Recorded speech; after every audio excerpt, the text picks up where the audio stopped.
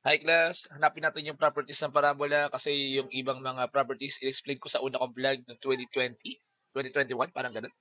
So babaguhin ko yung vlog na yun kasi ang dami nalilito. Ito yung shortcut. Okay, so meron tayong mga properties like opening, yan, vertex, focus, directrix, axis of symmetry, minimum or maximum value, length of latus rectum. So, 1, 2, 3, 4, 5, 6, 7. Yan. So, umpisa natin sa given na to. So, una, ang standard equation ng parabola na nakaganto is x minus h squared equals 4p y minus k. Yan. So, doon muna tayo sa x yung naka-squared. Mamaya naman tayo sa y yung naka-squared. So, first, opening. Yan. So, yung opening, since yung x yung naka-squared, yan, x yung naka-squared, titignan nyo lang yung sign ng 4p or yung multiplier dito. Since negative yan is downward. Ay, ba't sa vertex ko nilagay? Since negative yan, down. So, opening yan is downward. Pababa. Wait lang, drawing ko para makita. Yan, pababa. Kasi nga negative. Lang yung x kasi naka-squared is either up or down. Opens up or opens down. Negative, opens down. Next, vertex. Yung vertex, same lang to sa pagkuha ng ng parang center ng circle, HK. So, HK. Yan. So, yung H, siyempre yung partner ng partner ng X. Yan. So, positive 5 to. Gawin mo lang negative 5.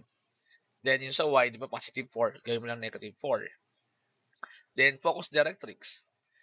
Since opens downward yan, ang magiging directrix yan is sa likod. Yan. Line. Horizontal line. And pag horizontal line, ang equation niyan is laging y. Pag horizontal equation niyan y. So, since y ang horizontal, meaning yung directrix natin, y equation.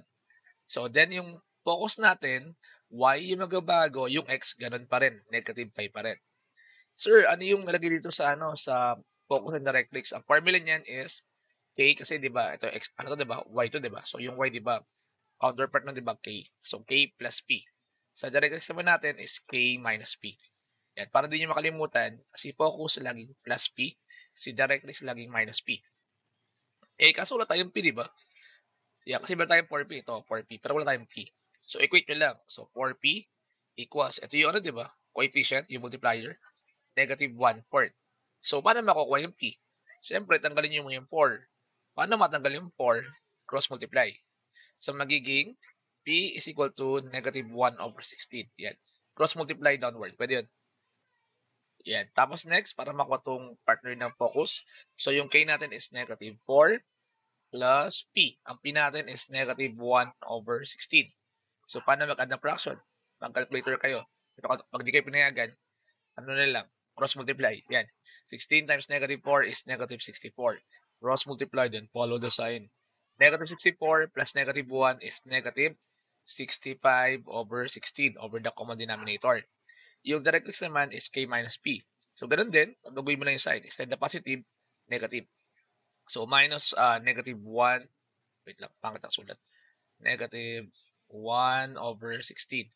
So, ganun din. Cross multiply. 16 times negative 4 is negative 64. Negative ng negative is positive. So, negative 64 plus 1 is negative 63/16. Yan. So, ito na yan. Okay na yung focus and directrix natin. Axis of symmetry, kung opens downward yan, ang axis of symmetry natin, yung maghahati. Wait lang, ito yung vertex, ito yung directrix natin, ito yung focus. Ang axis of symmetry, siya yung maghahati dun sa graph natin into equal parts. Pag nag-drawing ka ng parabola sa papel, pag kinupin nyo yung sa vertex, siya yung pinakahati. Since vertical line yan, diba? Kapag vertical line, ang equation yan is x. So, ang axis of symmetry natin, x equals, kung ano yung x natin dito. So, ang x natin dyan is negative 5. Yan. Minimum or maximum value. Since opens downward yan, then, ano yan? Maximum value. Ano magiging maximum value? Ang maximum value natin dyan is yung y naman. Negative 4. Pinaka-height. Yan. Pinaka-height. Yan. So, kung imagine nyo, yun yung maximum point. Parang ganun. LLR, yung length of last rectum, siya yung chord na dadaan sa focus. So, gaano kahaba daw or gaano kalapad yung LLR. Yung pinaka-coefficient na to, yung negative 1/4, gagawin nyo lang absolute value. meaning positive lagi. So, magiging 1/4 units. Yun, ito na yung mga parts. Ito na yung properties ng um, parabola natin given tong equation. Sir, meron bang shortcut pa ba? Kasi nalilito kami. Ganito lang yan. Ito yung mga ito yung mga pwedeng i-shortcut. Kunyari, ayaw nyo mag-solve ng ano. Ang hindi na pwedeng i-shortcut yung focus sa directrix. Wait lang. 1, 2, 3, 4, 5, 6, 7. Ito yung shortcut. Gawin kong green. Yan, eto. Yan, so y plus 5 squared. Diba naka-squared siya? So, up or down yan. Negative, so upward. Ay, mali. Negative, so downward. Yan. Negative, so downward. Sorry. Next, vertex. Madali lang yung vertex. Change lang yung sign. Ito. Change lang yung sign. So, magiging, ito magiging negative. So, negative 5, negative 4. Yan. Yung axis of symmetry, ito yan. Kunyari, ayaw nyo mag-solve. Yan. Ayaw nyo hanapin yung yung value sa given natin. Ang axis of symmetry, ito lang yan. Yung naka-squared, ito, x plus 5 diba squared, yung axis of symmetry, palitan mo lang ito na negative 5. Yan. Basta sa squared ka titingin. Yan. Tapos, ito naman, yung sa atin, sa minimum or maximum value. Since negative yan, so maximum value niya is negative 4. Yan. Yung LLR, ito yan. Negative 1/4, kaya wala positive 1/4. Yung focus sa directrix, kailangan nyo lang i-solve yung value ng 4p. Yan, bago ma-solve. So, doon tayo sa pangalawang given. Check natin kung kung pwede siyang, or i-solve natin siya using yung shortcut. Pero before natin i-solve yung pangalawang given, check natin kung tama yung answer natin. So, mali eh. Wait lang. Yan. So, negative 5, negative 4, yan. Focus, axis of symmetry tama, directrix tama, opens downward tama, maximum value negative 4 tama, 1/4 units tama. Tama naman lahat. Yan. So, yan. Next number, i-shortcut natin. Yan. So, number 2. 2 times y minus 5 equals x minus 1 squared. Doon tayo sa madali na hindi kailangan i-solve. So, opening. Yan. Yung tingin-tingin lang. Yan. Method, tingin-tingin lang. So, opening, since x yung naka-squared, is either up or down. Since positive yung numerical, yung naka-multiply sa linear term, then it's upward. Upward. Yan. Vertex, ito. So, positive, negative 1 yan, gawin ko positive 1. Negative 5 yan, gawin ko positive 5. Yan. Ito yung muna, yung hindi kailangan i-solve. Or tingin-tingin method lang.